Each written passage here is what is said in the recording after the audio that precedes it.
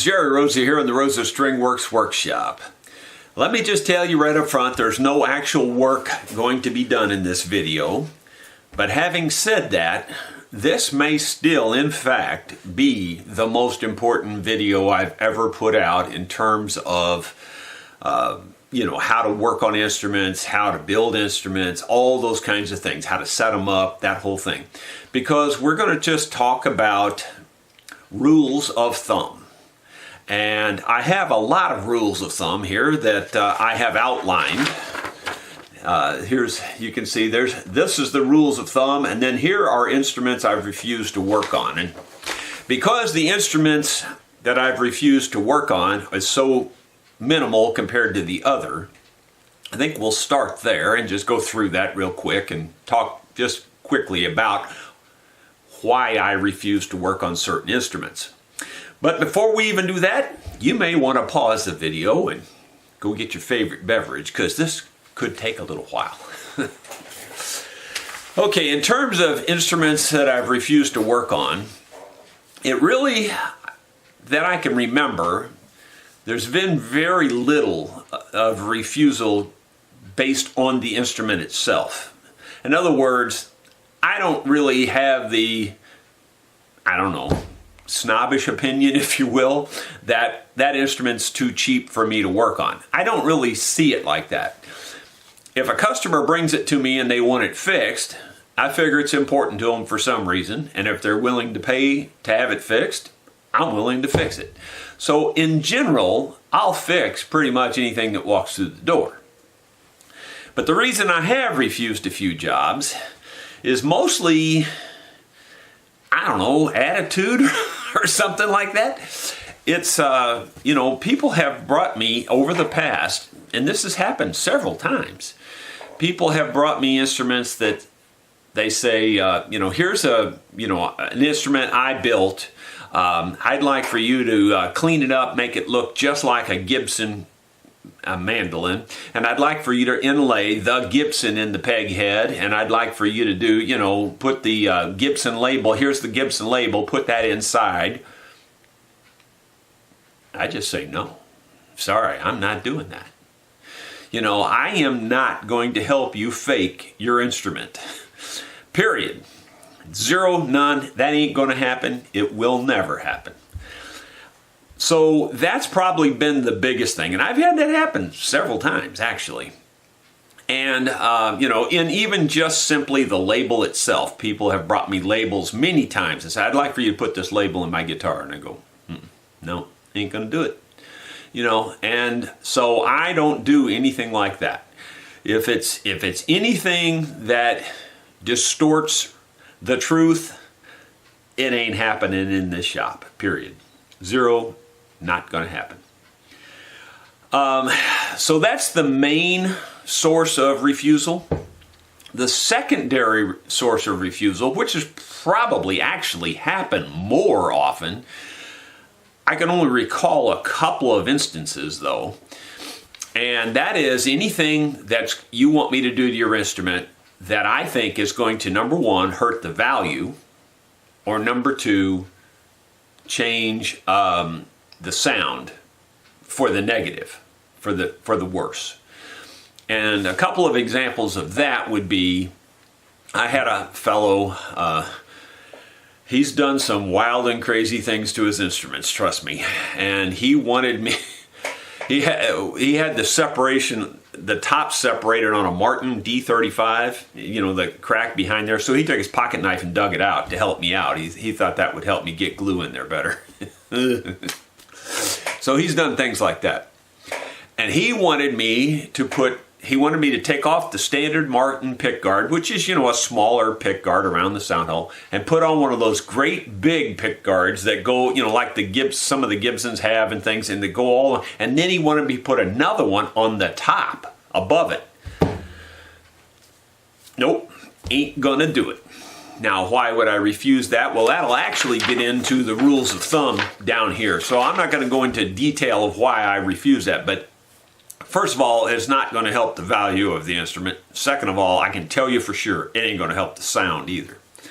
So anything like that I've refused over the years. Those are the only kinds of jobs that I have actually refused that I remember. There's probably something else in there. When you've been doing this nearly 40 years, you'll forget something. But that's probably the two main causes. Before we get into these rules of thumb, let me just give you the few caveats and things. A lot of this, and I'll just be perfectly honest, is opinion. And it's based on things I've done for years, things I've observed for years. So a lot of this is my opinion. I'd, just flat tell you that. But on the other hand, I can tell you why I have that opinion. And that's what we'll talk about, and that's probably what's going to take some more time. Some of the things that we're probably going to get into are probably going to make you mad. A few people anyway. There will be certain topics that we'll get into, and I'm going to give you my very firm opinion, and you're going to go, I don't agree with that. And, well, fine. You don't have to agree with everything I say. I already told you these are my opinions, a lot of it. But they are the rules of thumb that I go by and have used for years, and they have proved time and time and time and time again that they work. So that's the premise that we're going through this on. So I say, slip on your big boy pants here and don't get your feelings hurt. And let's just go through this and see how it goes. Here we go. Every time I do these things, I know what I'm getting into, guys, because I know there's going to be people climbing down my throat. Okay, wood selection. We're going to start right from the very beginning here. I've got 16 items. Wood selection, species, grain choice, grain orientation. The two biggest rules of thumb, and these are pretty much universal everywhere on instruments. It doesn't matter if you're talking violins, cellos, doesn't matter if you're talking guitars, mandolins, it doesn't matter. These two rules of thumb are pretty much standard, and that is you use a softwood for the top, you use a hardwood for the back and sides. The necks are generally always hardwood as well. About the only place really that you use softwoods are on the top and the bracing in the top, and the bracing on the back could be softwoods. You could get away with that, and most people do. So that's just a general rule of thumb. Now, specifically about those woods, there are still some woods that are not real good to use. And one of those that I've come across, and I've never heard a good instrument built out of it, would be oak. It's just not a good wood for instruments. I've seen several instruments, and people claim they've made this wonderful instrument, and when I hear them, it's like putting a string on a 2x4 and just you don't get nothing out of it. So oak is not a resonant wood. Now, how do you know if a wood is a resonant wood or not? Well, cut a board out of it, have it properly dried, of course, and then you hold that board up and you can tap on it, and you'll hear it make a note, and you'll hear a vibration, and you'll sometimes can even feel the vibration, and you should be able to hear some sort of sustain. If you're hitting on that piece of wood, if you're buying a piece of wood, say at a hardwood lumber store or something, you pick it up and you tap on it, you don't hear any kind of ring, sustain, tone at all, probably not the best choice. Now, I will also tell you, there's an art to doing that. I mean, even holding the board and tapping it, you've got to allow that board to vibrate in between your fingers. If you're holding it like this and you tap on it, you're probably not going to get much out of it. You got to learn how to hold it. I hold it between two fingers, tap on it like in a certain way, and you'll hear it vibrate. And you need to practice that. Practice it on woods that are good sounding woods, and tap it like that, and learn how to hear that sound and note. And then when you go to buy a piece of wood, you'll know if it's going to be a producer or not. In computing, see, I used to design computer systems for AT&T. So I don't do programming and never did, but I would draw up the requirements and then hand it off to the programmer. There's a term in that process called garbage in, garbage out. If you put cruddy stuff in, you're going to get cruddy stuff out, or at least not as good as you would get if you put real good stuff in. So when you're building an instrument, obviously you want to take and put in good stuff at the beginning. If you don't, you shouldn't expect you're going to get the best stuff out. That's the bottom line. That's why I spend the big bucks when I'm building like mandolins, guitars, etc. I spend the big bucks, and I put the good stuff in on the front end so the good stuff will come out on the back end. And, you can skim, don't get me wrong. I built one mandolin, one of my best mandolins ever. I told you the story in another video that I paid $1.50 for that top board. It doesn't necessarily mean you have to spend a lot of money, but you have to get quality. So you can get quality at all kinds of prices, but you just need to understand that. So getting into the grain specifics and things like that. Stradivari and the old builders used a very tight grain, spruce on the top. In other words, if you looked at the single grain lines up and down the top, they were very close together, very tight grain. And that provides a lot of strength, and it is good for a top. However, there is a negative on that. That's the pro of it, and the negative of that tight grain is that it's a stiffer top. It probably won't vibrate as well, at least in the early stages. The older the wood gets, the better it vibrates. Now, why is that? Well, the wood vibrates better because of the drying effect. Now, here we go into that topic that's going to take me off on another tangent. I'm not necessarily talking about moisture content of the wood when I say the drying effect. Stradivari violins are 300 years old. They're dry. They're never going to get much drier than they are, obviously.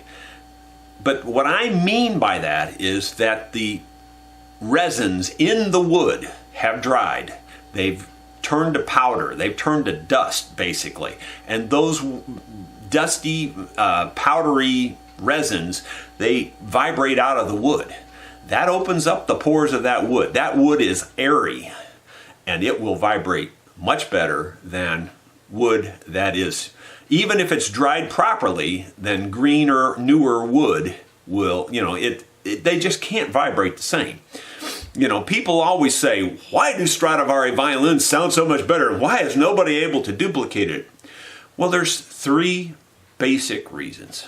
I mean, it is not rocket science. I know they try to make it rocket science, and they try to lay it off on his varnish, and they try to lay it off on his glue, and they try to lay it off on the fact that he kept the big logs in the ocean for a while in the salt water, and they have read every kind of theory you can imagine. But there's three main reasons why his instruments sound so darn good. Three reasons, and it's just common sense. The first one is the man built a lot of instruments, studied with great other builders, and he knew what he was doing. That's the first reason and the main reason, and there's almost nothing else that matters.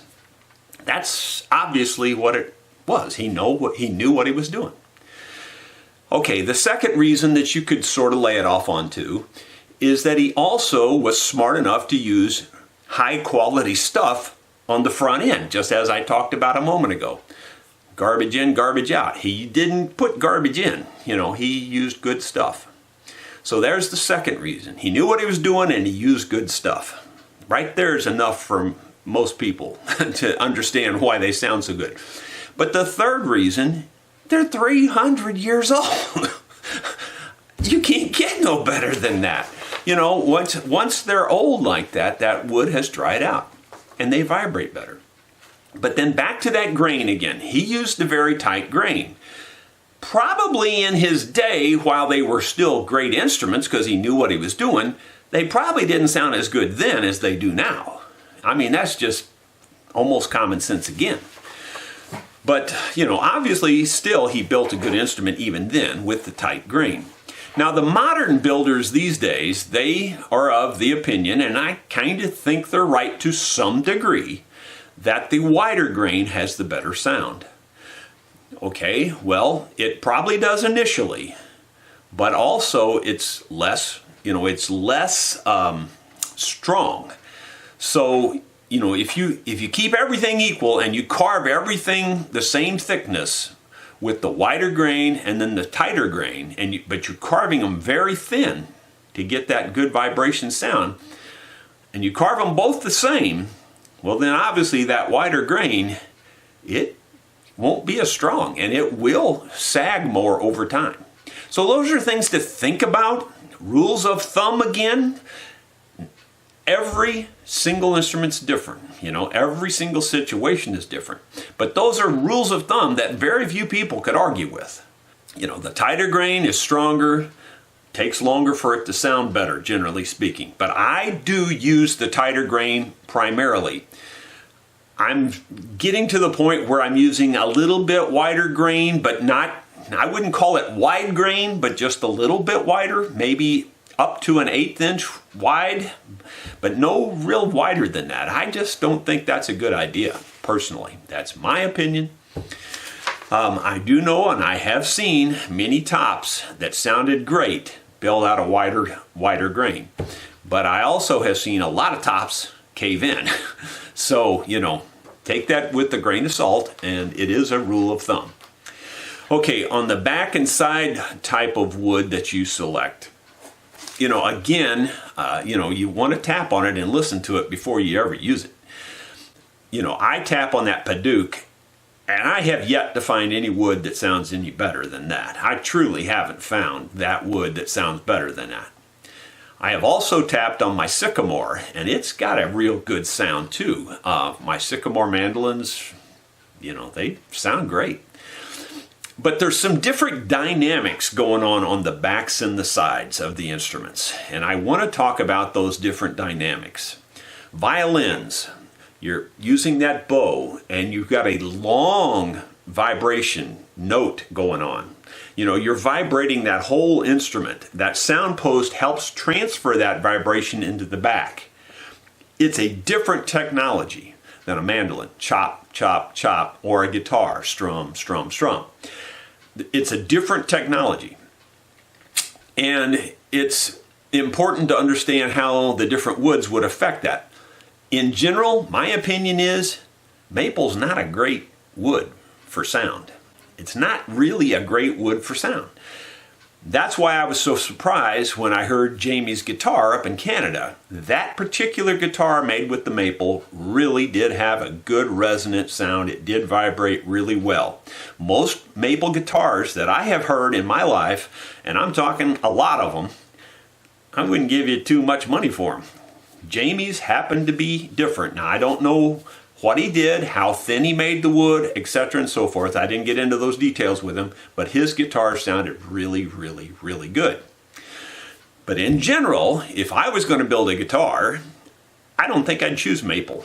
There's so many better choices in my opinion. That's just, again, my opinion, okay? I think, personally, I could probably build a guitar that would almost sound halfway decent, even with oak, if I really, really put my mind to it. But oak is really a poor producer of sound. It just doesn't produce sound well. So those are the things you want to think about, is what kind of wood is going to produce the best sound before I start. And so on a guitar and a mandolin, there's two things going on there. You do want the back wood to vibrate if it will, but you really want a hardwood that bounces the sound back out also. So on a violin, it's a little different. That whole body gets to vibrating because of that bow. And that maple, it is hard and it does help bounce the sound back out, but it also does vibrate better that way. With that bow. It doesn't vibrate very good when you pick it. Take a violin, for instance, and pick it and see what kind of sound you get out of it. It's kind of chinky, chinky, chinky sound, and it doesn't do much in the way of producing sound. Different technologies. That's why maple's great on violins, not so great in other instruments. Now, the mandolin is kind of in between the guitar and the violin. You got two things going on there on a mandolin. You got that top vibrating with that soft wood and producing a lot of tone. A thin body, which we're going to get into body size and airspace here as a rule of thumb also. That thin body bounces that sound right back out really fast. So the maple works pretty good on a mandolin. Not so good on a guitar where you want more of that vibration going on and coming out the sound hole. I don't know if any of that makes any sense to anybody, but I'm telling you for sure there's a lot going on there that you need to think about if you really want to build a quality instrument. Pick good pieces of wood. Quarter sawed wood, generally speaking, in my opinion, is much, well, it is definitely stronger. There's no question about that. And generally speaking, I think in the long term is your better sound. Slab sawed wood often sounds better early on, but it's not nearly as strong. Slab sawed mean, okay, quarter sawed versus slab sawed. Some people don't even know what that means. The best way to explain quarter sawed for me is to think of it like a pie. And you got your log here, a round log coming up and down like this, and your round circle on the top, and you slice it. If you sliced it like a pie, then all of that grain, the lines are going vertical through the board. Just like, you know, if you can imagine those grain lines going through that slice of pie, it's hard to explain this, really is. But if you can imagine, those grain lines are going to be going very close together and vertical down through that board. Where if you slab saw it and you just lay the log down on its side and you just start cutting boards out of it like this, well then the grain is kind of like this through the board. And it's slab sawed, it's not vertical through the board. That's the difference. I don't know if that makes sense to those folks that don't understand that or not, but anyway, that is the difference. Slab sawed versus quarter sawed. So generally speaking, in instruments, you want quarter sawed wood. There's a lot of people that would argue that. They like the slab sawed wood for the back and sides. Well, that's their opinion. I'll choose the quarter sawed every time. Mainly because I'm carving it so thin that I want it for the strength. And I know that slab sawed wood over time will bow a lot more. I mean, look at any board you nail up on a wall anywhere, it's going to cup and bow and all that. Where if you get it quarter sawed, it generally doesn't do that very much. That's my opinion, and I'm sticking to it. Hopefully that will help you choose better, make better choices in wood selection. Okay, instrument weight and body size. Every single thing I tell you through this whole thing, there are points of diminishing return on everything. There is an optimum body size on every kind of instrument. Who thinks they have found it and figured it out? Well, you know, Martin probably is a good place to start. You know, Martin guitars, pretty hard to beat in general. You know, Taylor guitars, you know, Gibson guitars, they're all about the same size roughly. Why do you think that is? They figured out that that's about the right size to make your body. You go making your body a lot taller, thicker, deeper, it sounds like you're playing in a barrel. The sound doesn't come back out quick enough. So, you know, too thin, then it's got a thin sound and it doesn't really have much of a mellowness. You know, it's just kind of thin sounding. There's a certain size that works on every instrument. You probably don't want to vary too much from that. For instance, cheap mandolins that you like buy at Kmart or something, you know, you used to be able to buy for $50. Their sides are about this thick. They're pretty darn tall, where the standard mandolin is about like this.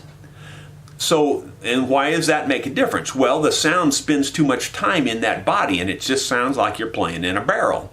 Where if you get that thinner body on a mandolin, you want that percussion to bounce it right back out the sound hole instead of spending all that time vibrating around in there.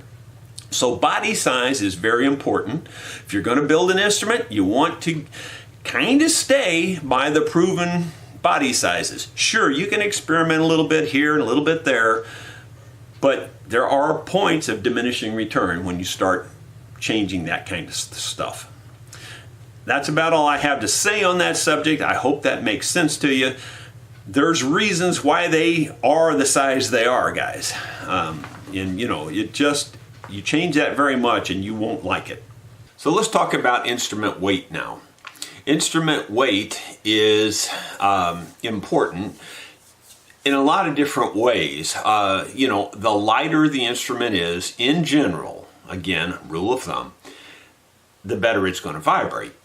a big heavy instrument, generally speaking, isn't going to vibrate very well. A light, airy instrument vibrates better. Again, the 300-year-old Stradivari's have gotten lighter, so they vibrate better. So you want to carve them as thin as you can go, but you want to keep enough structure there. Again, that's why I like the quarter sawn. It's a better structure, it's a stronger structure, but you can go thinner.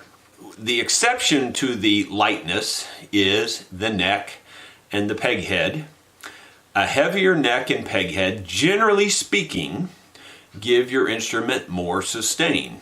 It's a good strong handle, if you will, and it allows, and a good strong attachment point allows the back here to vibrate loosely and airy. So a good heavy neck and peg head, generally speaking, adds more sustain. Of course, again, you can have a point of diminishing return. You don't want to go crazy heavy. It would just feel awkward. It wouldn't feel good in your hand and all of that. But the point is, a good solid head is a good idea. So a good, and another way to think of that is maybe a nice delicate neck, but then having the peg head just be a little bit more stocky, a little bit heavier. Same way on the tailpiece in terms of weight. A heavier tailpiece is generally better for sustain. Again, a good strong attachment point, all of that being solid, not where it can move or vibrate or anything. Good solid connection helps transfer the vibrations and the sounds into the instrument better. Okay, action and playability, saddle height. Okay, well, action, again, rules of thumb. Obviously, this may be obvious to almost everyone, but, I just want to give you my version of my rules of thumb on this. Obviously, at the nut, you want it as low as you can go without buzzing. On the other end of the fretboard, though, you basically want it as high as you can play it comfortably. You don't necessarily want it absolutely as low as you can get it. It's my rule of thumb. So to me, it's, lowest at the fret at the nut end, but then higher at the, other end of the fretboard, but not crazy high where it impedes your playing. As high as you can play it well. That would be the way I would say it. That would be my rule of thumb. So don't get hung up on thinking, well, I got to get this down, we got to get it down below 80 thousandths. Well, if that's the way you play and your style of playing and that's what works for you, that's fine. But you don't have to feel like you got to get it that low for it to be set up well. A little bit higher action there actually gives you a little bit better sound, a little bit easier to play without buzzing, all those kinds of things. So that's a general rule of thumb. Don't go crazy at the other end of the fretboard trying to get it so low. Just get it where it's playable and good and playable. Same way with the saddle. And the saddle, of course, affects that action. The general rule of thumb is you want your saddle as high as you can play it well. In other words, don't just keep dropping the saddle down because you can. If you need to drop it down for playability, certainly do that. But if your playability is okay, leave the saddle as high as you can leave it. Don't keep dropping it down. Why is that? Why does that matter? Well, that string angle going up over that saddle at the back puts more pressure on the top. That more pressure, causes the top to vibrate better. It all transfers sound better when there's a little bit more angle. If you have almost a perfectly flat saddle to your strings, you're not going to get enough down pressure to really accomplish what you want to accomplish and make your instrument sound better. So and I'm exaggerating, but you want a good angle from your tailpiece to your bridge, like on a mandolin, and then down. On a guitar, where you're going right down through the holes, on a flat top guitar that is, then your saddle, the angle from those holes up to the top of your saddle is still important. And a little bit more is better than a little bit too little, if that makes sense to you. So, a little more angle and a little more height on your saddle is a good thing as long as the playability is there. Okay, there's, a lot of people say, oh, this instrument sounds really woody. When I hear it, I define it differently sometimes. Sometimes it's right, it does sound woody. Other times, to me, I call what a lot of people call woody, I call it boxy. In other words, like if you put, strings on a cardboard box, you get the similar kind of effect. It's a boxy sound. There's a difference between a woody sound and a boxy sound, in my opinion. The boxy sound is more hollow. Sure, it has bass to it and all of that, but there's no quality of tone. There's a huge difference, in my opinion, between woody sound and boxy sound. Woody sound gets that wood to vibrate inside your body, and all the wood is vibrating, and it blends, and you hear that woody sound. If by the other hand you have a large instrument, and maybe the body cavity is even a little bit oversized, like on some of those cheap mandolins or whatever, well, then it kind of has that woody sound to some degree, but again, I call that the boxy sound. There's a significant difference in the sound. So kind of pay attention to that when you're buying an instrument. What kind of sound am I really hearing here? Is it really a woody sound, or is it this just kind of a bassy, boxy sound? There's a difference, at least to my ear. Okay, the metallic sound. It's not rocket science at all. There's only two things that create the sound in your instrument for the most part.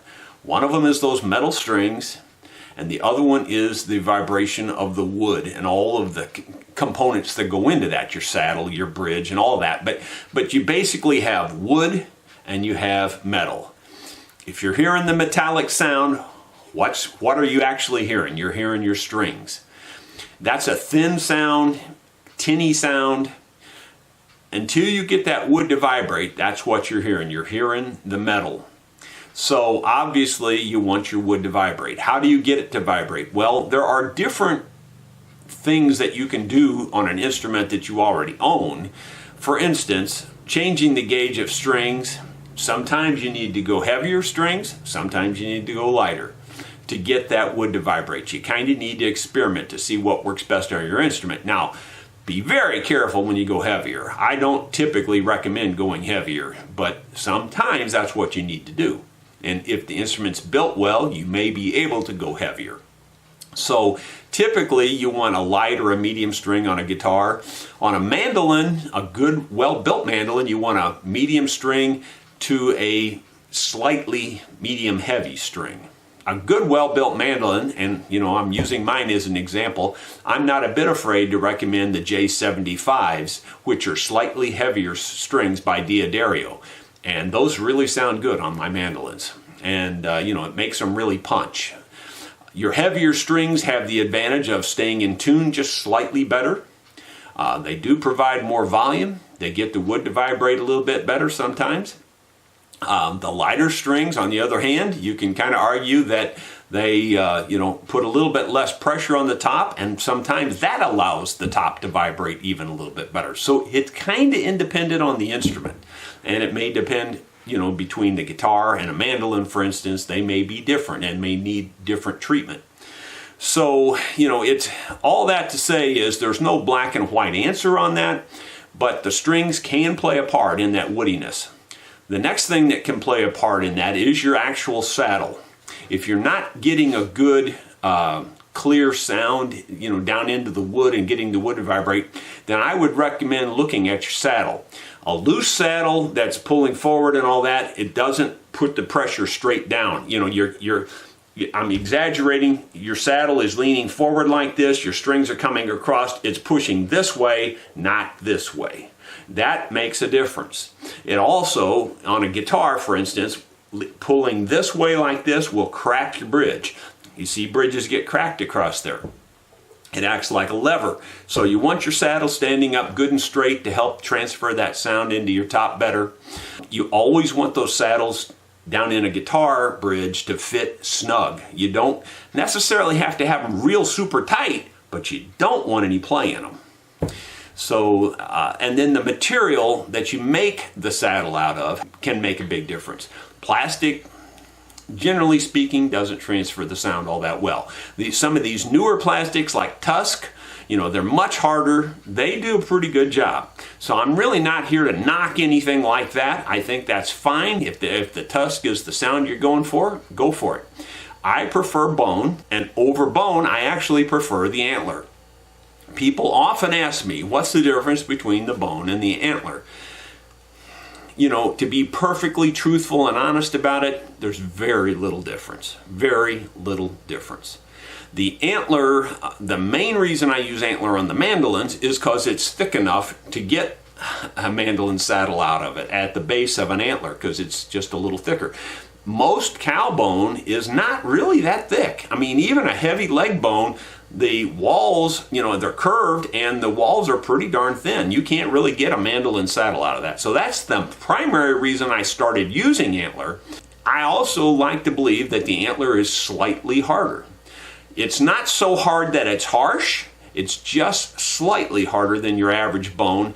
I mean, after all, they fight with it. It's got to be a very strong bone, you know. So, and, you know, the way they clash and push each other, and those big 300-pound bucks, I mean, you know, they got to be pretty strong.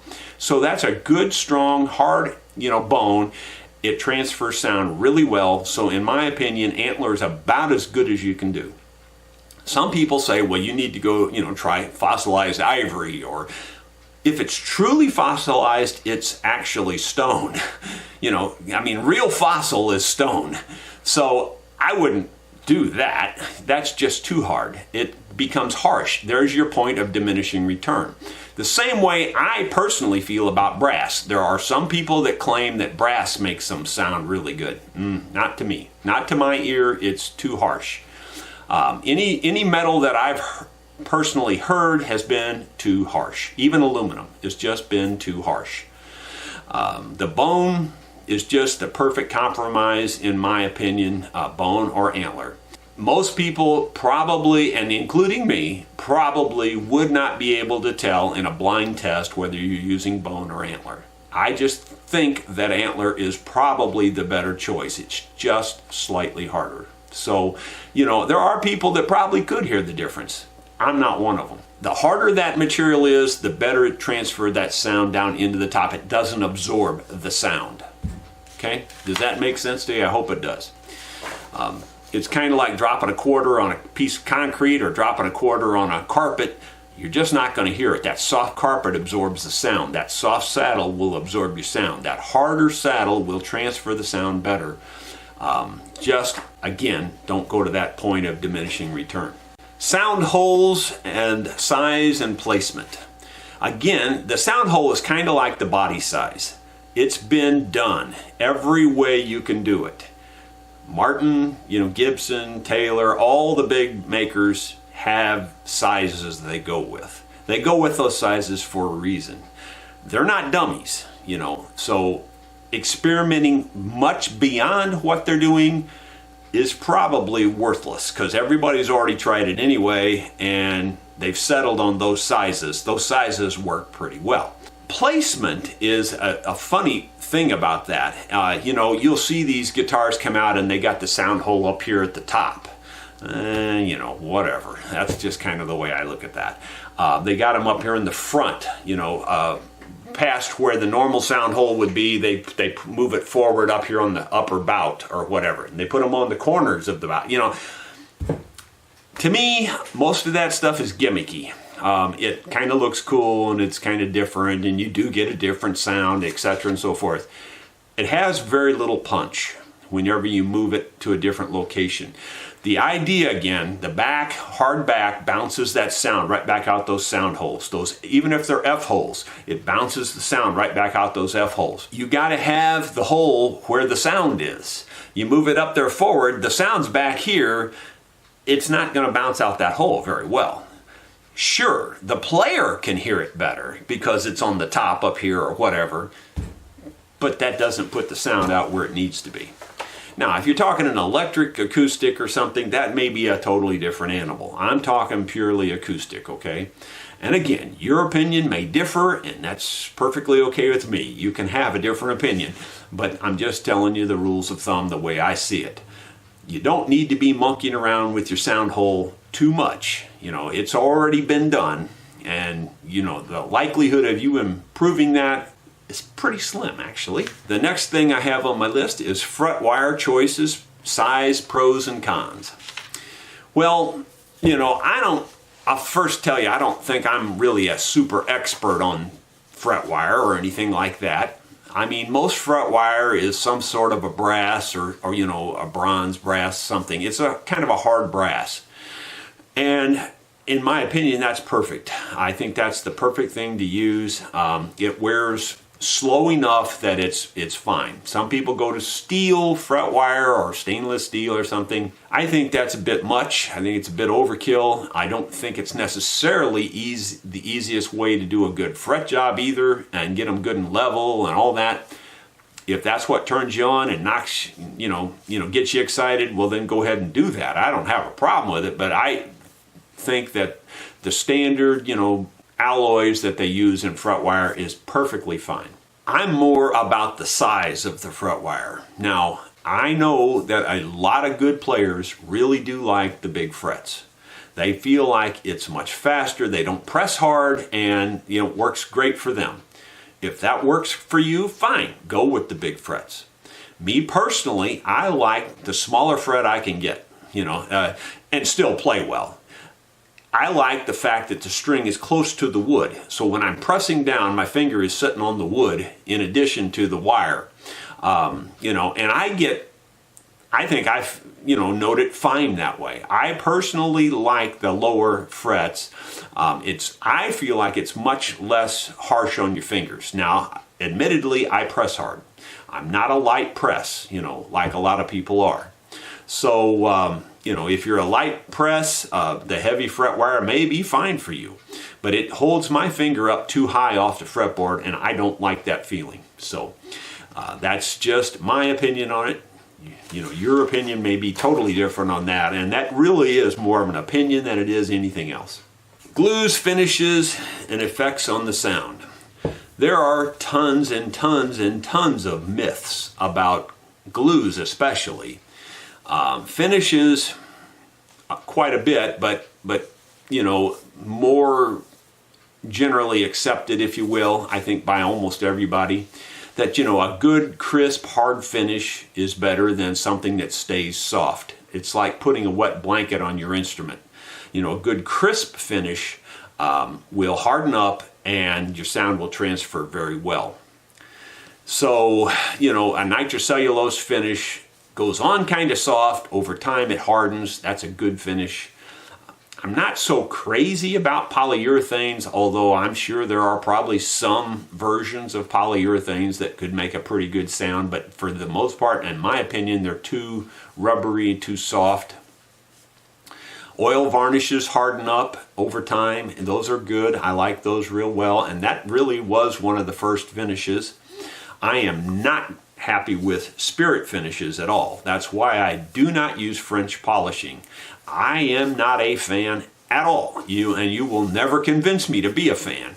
Yeah, it's beautiful, it looks wonderful, but they're not very durable. Now they are hard, they do have a good sound. I'm not knocking that part of it, but they're just not very durable. And if you sweat very much, and most musicians that are real musicians sweat a lot, those alcohol-based spirit finishes, like French polishing, that's just not a good combination because they are water soluble.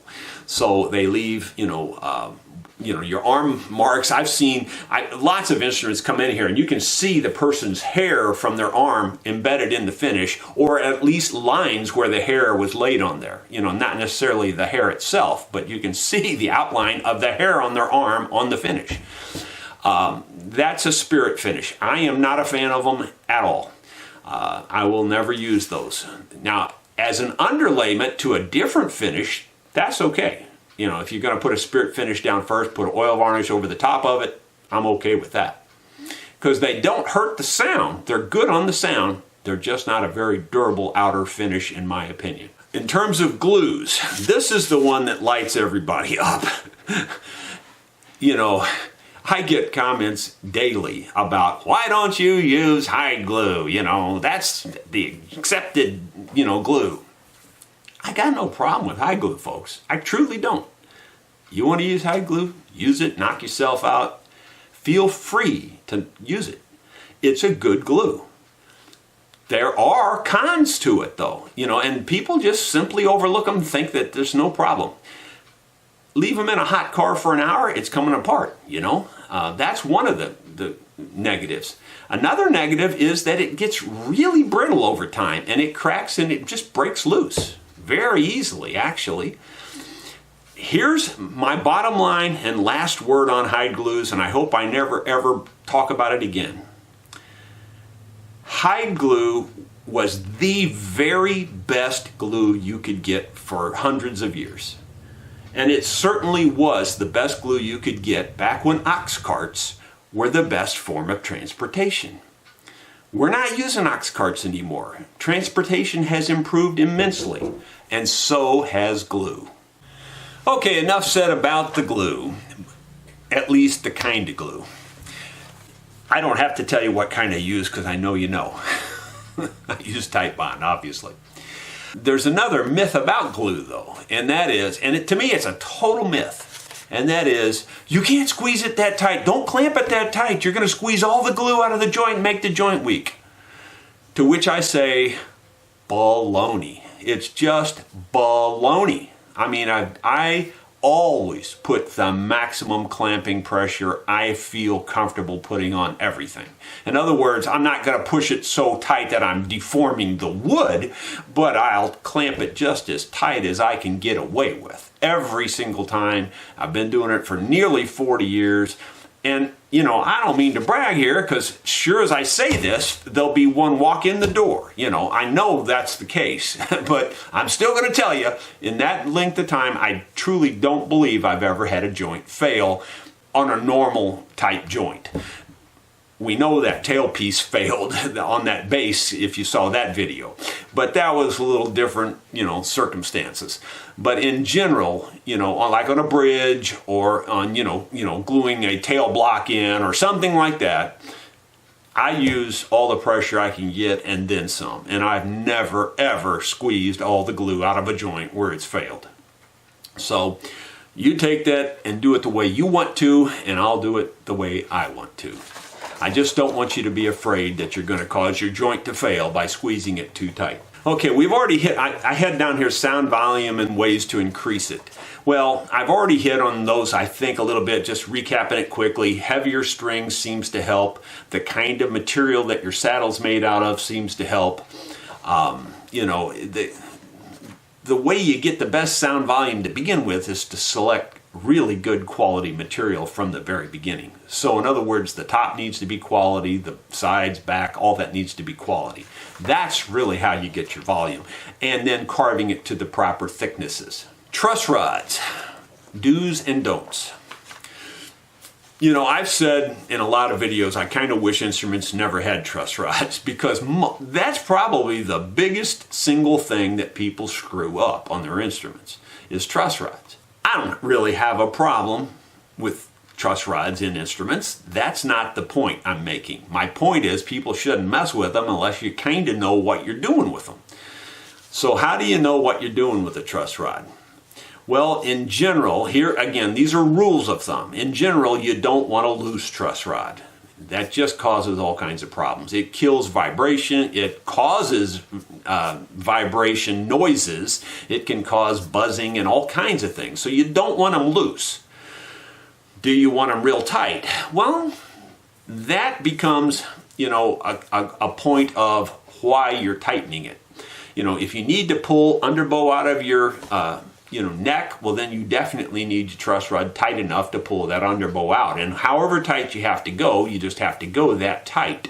But you certainly don't want them loose. So even if you don't need tension on your truss rod, you still want to snug the nut up to the point where it's snug and you don't have any free vibrating parts in your truss rod. So many people think, and to this day it still persists, they think that a truss rod is there to adjust your action. It is not. It's black and white, not there for that purpose at all. The purpose is to pull underbow out of your neck. In other words, your neck will start to bow up like this, and I'm obviously exaggerating. And when you tighten that truss rod, it straightens that out. That's all it does.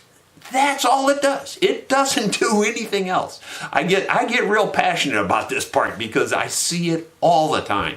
It's just almost a common paragraph or phrase that people come into the shop and they say, well, I adjusted the truss rod to try to get the action lower. I mean, it's like a statement that 80% of the people make. That's not going to help your action.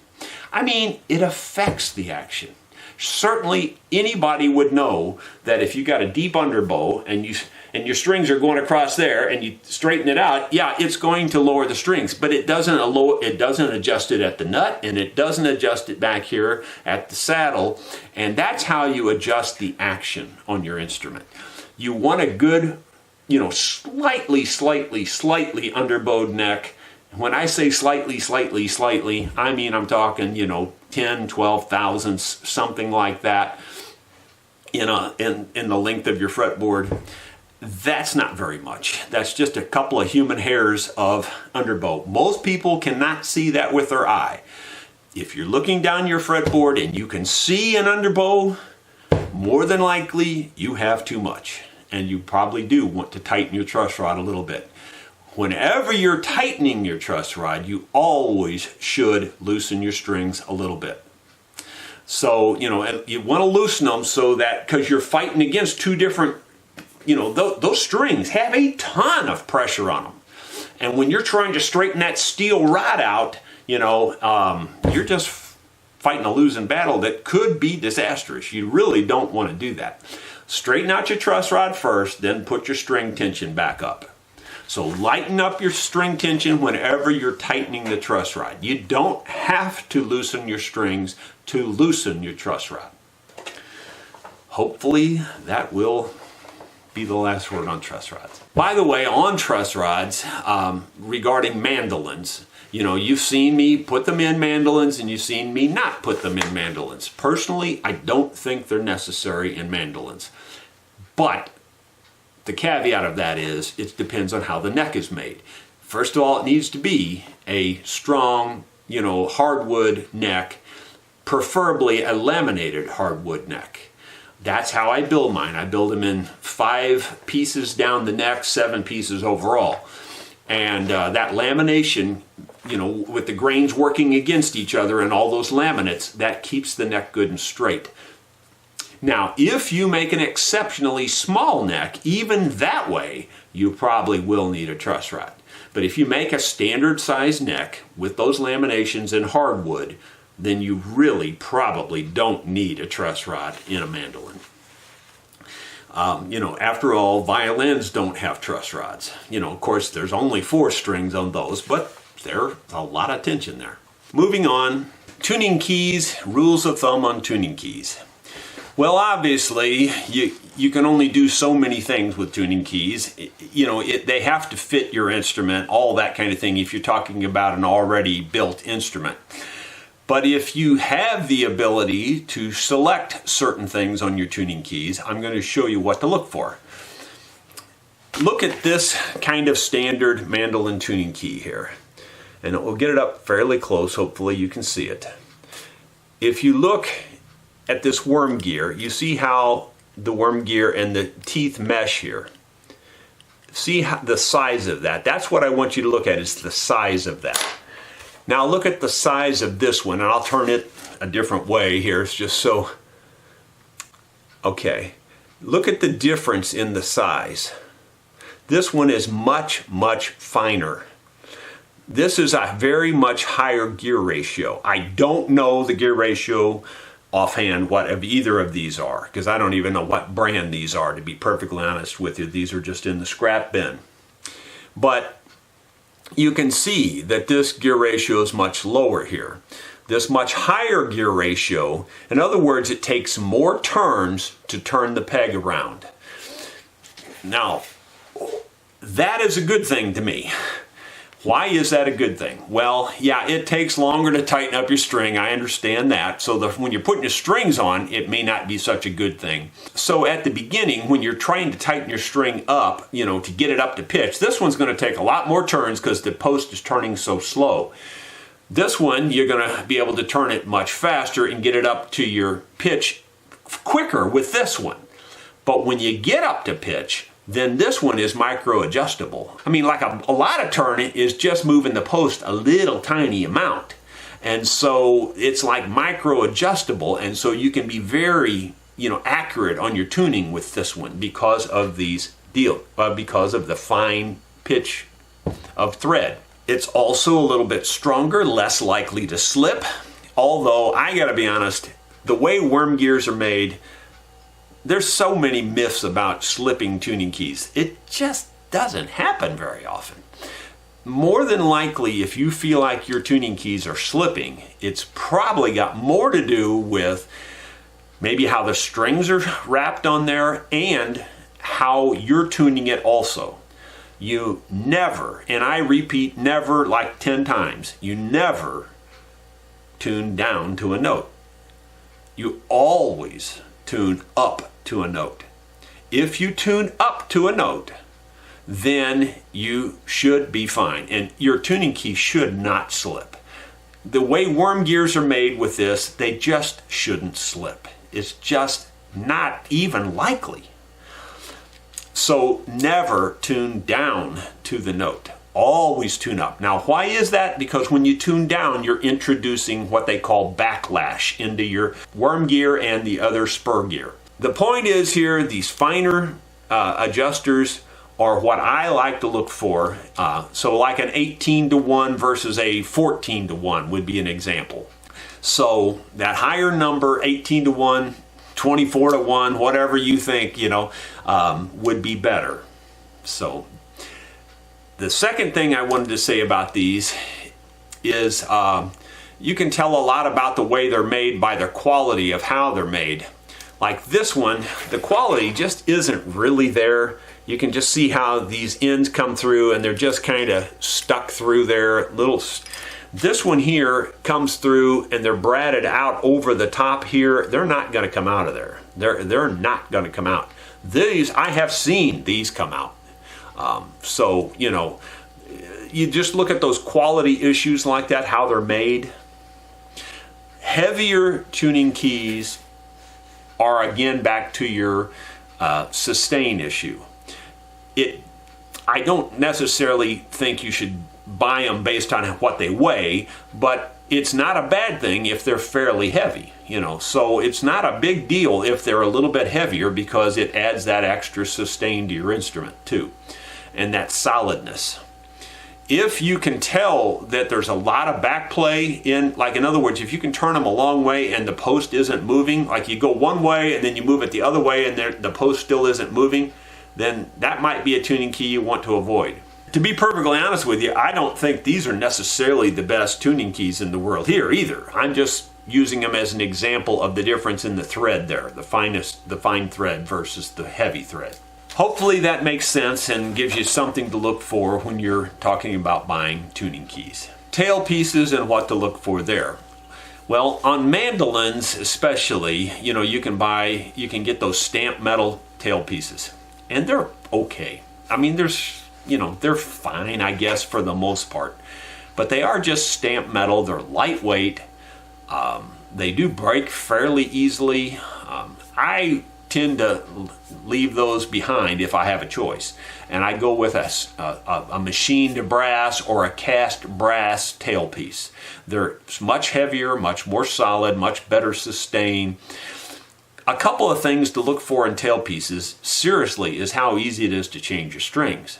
If it's not easy to change your strings, then I stay away from those tailpieces, because when a string breaks and you're on stage or someplace, it's a real pain. If it's hard to change your string, that's not a good time for it to be hard, And a lot of the tailpieces look like they would be very easy, but you need to really check it out and see how hard it is to put a string on them.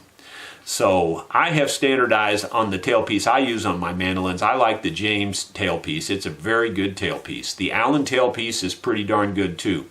But there are some out there, especially kinds of tailpieces where you have to slide strings through something.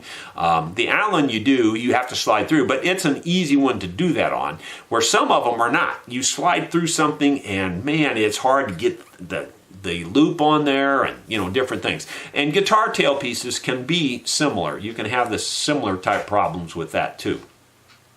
So just keep those kinds of things in mind when you're shopping for tailpieces if you're thinking about changing it out. So heavy is good on the tailpiece. Pickguards and how they affect the sound. I told you that the one fellow wanted me to put the great big pickguard and put 2 of them on his Martin guitar, and I just told him no. I'm not that guy. I'm not doing it. Well, that ought to give you a clue that, more is not better when it comes to pickguards. If you're the kind of guy that's a flailer and you're, really hitting the guitar all over the place, I can understand why you want a bigger pickguard. But I think what I would do instead is improve your method and keep the smaller pickguard. Because the more you put on top of your instrument, the less that top can vibrate. And that's just not a good thing. And it's not even a good look, I know some famous people have used those with the great big pickguards, but I can tell you that's not necessarily good for sound, and I personally don't even think it's a good look. But that's a personal preference, obviously. Surmise that to say that putting, a lot of pickguard on your top is kind of like laying a blanket on there. It just can't vibrate as well. It only makes sense.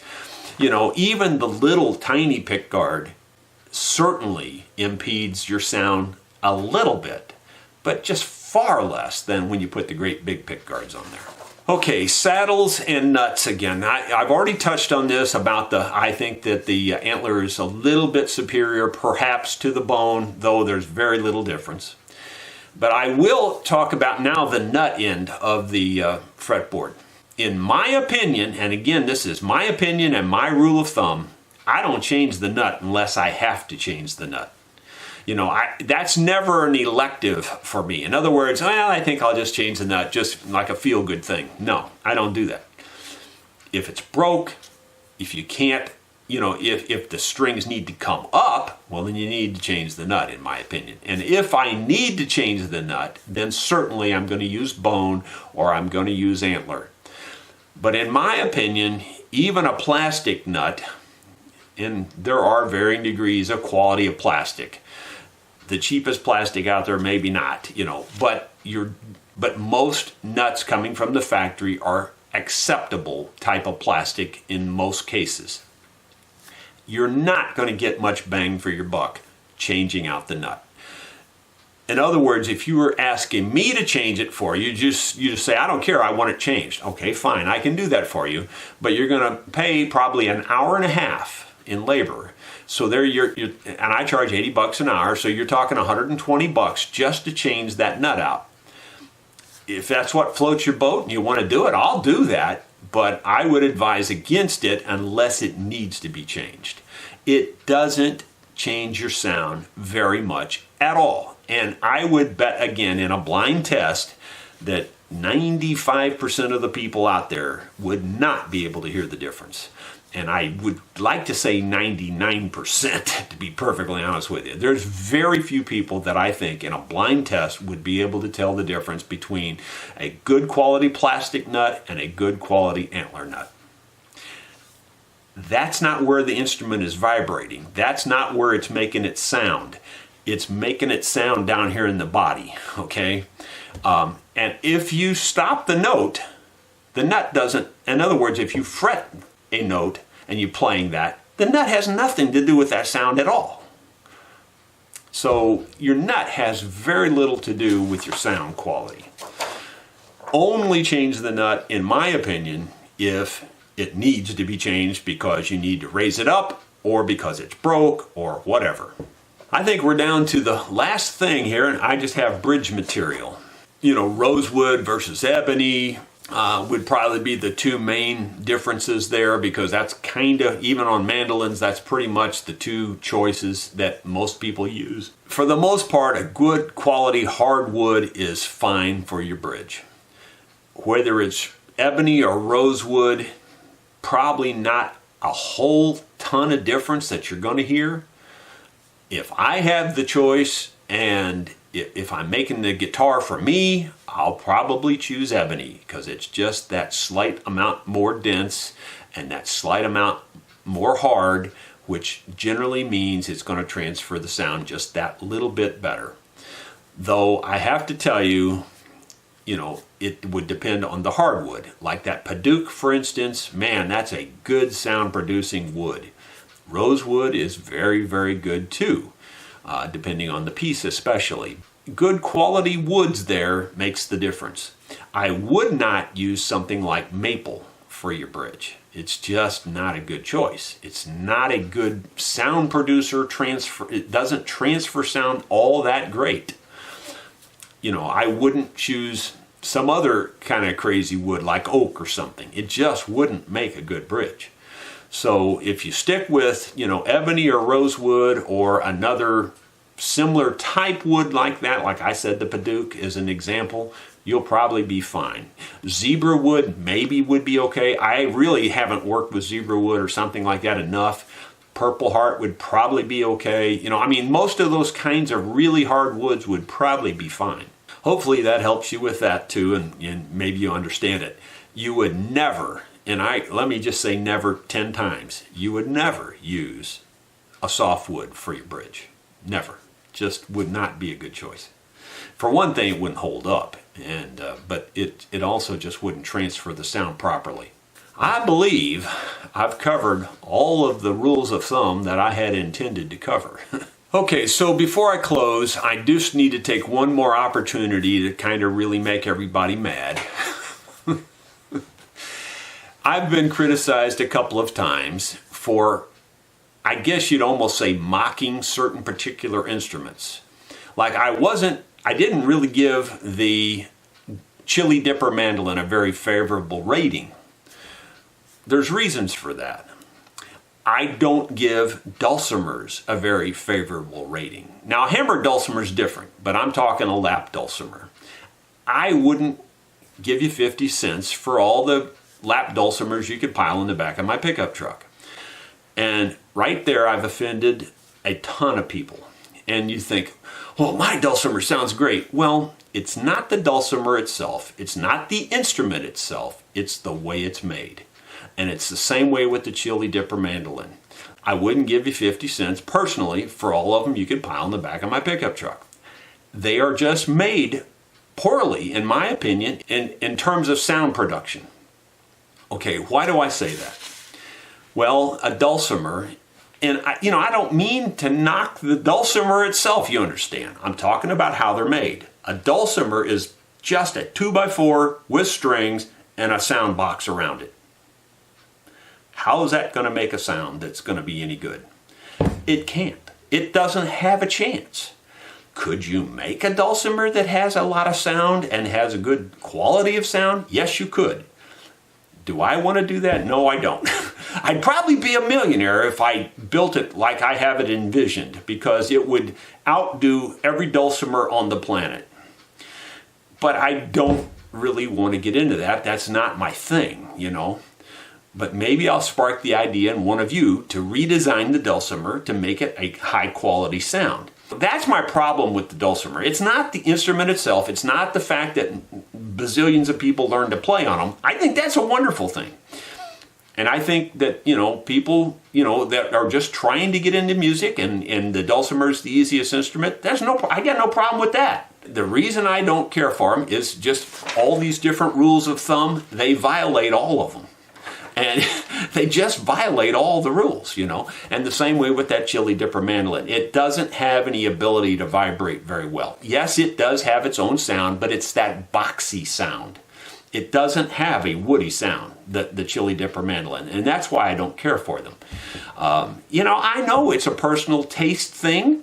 Your taste may be totally different, and I respect that. I got no problem with that. If that's your thing, go for it. you know, just, I got no problem with it. But that's why, you know, I have taken a lot of flack on that because I don't like those particular instruments, and it's mainly because they're not built for sound production. They're built for chinky, chinky, chinky. I hear metal. That's all I hear when I hear those things. So there you go. Now that I've offended you, I would like for you to give me a thumbs up. Thank you for watching. I hope you got something out of this.